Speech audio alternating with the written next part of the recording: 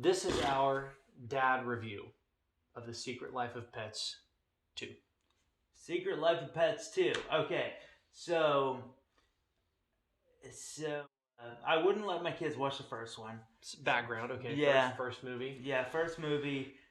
Just because there was a scene where the pets talked a lot about murdering their owners, and I just felt that was a little too mature for the content of a child's movie.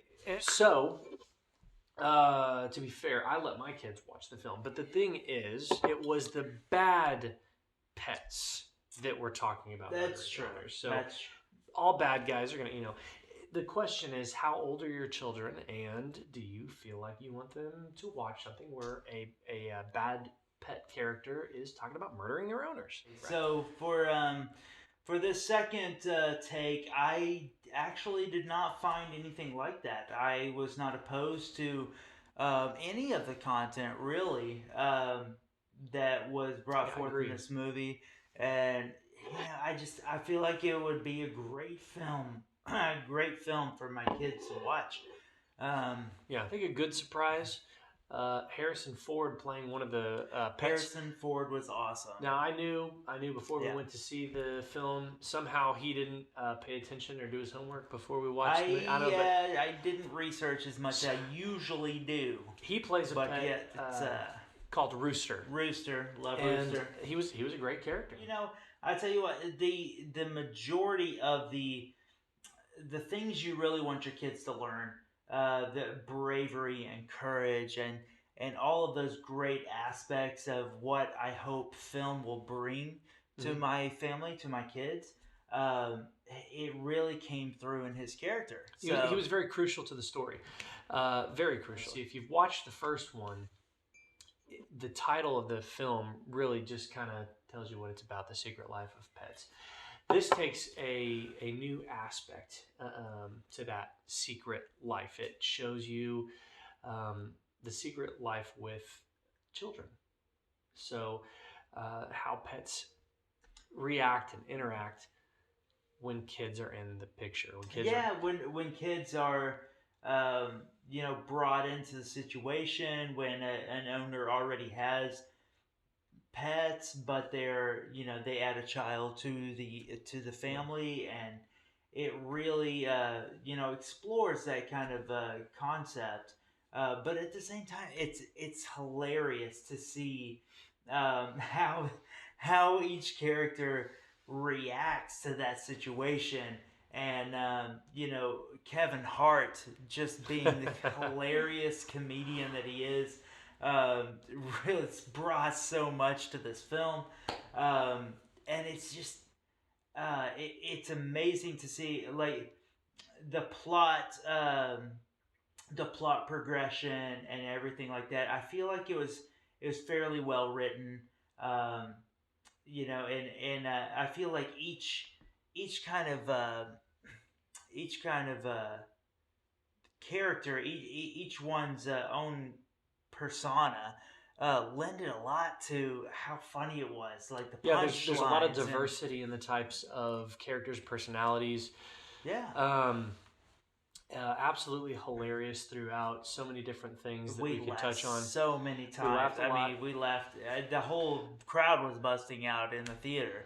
Yeah, and I didn't really feel like there was anything to be concerned with as far as a parent, but there were a few things that we would want maybe mention, because there were a few moments that might have been labeled as creepy. A scene in the vet's office, and it's like this vet psychiatrist or therapist or whatever the heck. Vet therapist, something like that. Kind of weird. And there's this really creepy cat that kind of goes psycho. Just okay. For future reference, cats are evil. And cats in general I like cats. Will absolutely destroy the psyche of your children. So, with that in mind, let's just stray away from cats. That's his opinion. I've owned a cat. Completely my opinion. I love. But, yeah. So, and some of you love cats. No. There was also a villain who was also a bit creepy.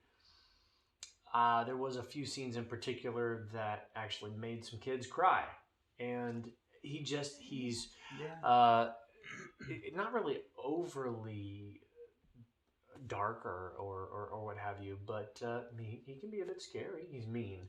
He uses a whip. Okay, let's wrap this up. Like, if you take Gru from No. what's the movie? What's the movie? See, this is where we differ. Go ahead. To take Gru from what's the movie called? I'm not going to tell you. Oh, you suck at life. All right. So anyway, everyone knows who Gru is. You take Gru and mix him with Cruella de Vil, and you've got this character essentially. Wow, you're no help at all. That's okay. We can disagree. That's what this is about. He's tall, thin, dark, very dark. Wears all black. Has a Russian accent. He is Russian.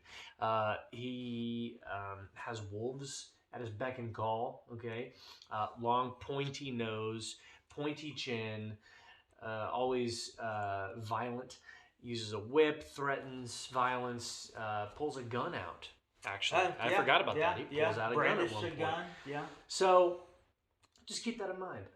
Little kids that are probably in the first few years of life, they were crying in the theater when this guy scared them. So that's just that's true. That's true. I probably wouldn't show it to my 2-year-old, 3-year-old. Funniest part of the movie, the cat lady. Yeah. This granny is the epitome of cat lady. She's probably in her 80s, and of course, she's got dentures. Is that what they're called? Dentures, and she's got the beehive hairdo, sun blocking shades, massive glasses. Because she's so blind. Yeah. Little hair on the chin with the pimple thing, right? Yeah, I think of course, yeah. Short, squatty. Riding behind the steering wheel, just barely looking over the top. Hilarious. There's several scenes that you're just gonna have to watch it and take our word for it. Super funny. Oh my gosh, it's probably my favorite character. My second favorite character after Harrison Ford, actually. I'm agreeing with you right now, so we're Harrison agreeing. Ford. I would say this film gets our fist bump and dad approval. Dad approval. Okay. Yeah. Okay. For sure. So, Secret Life of Pets 2. All right. Check it out.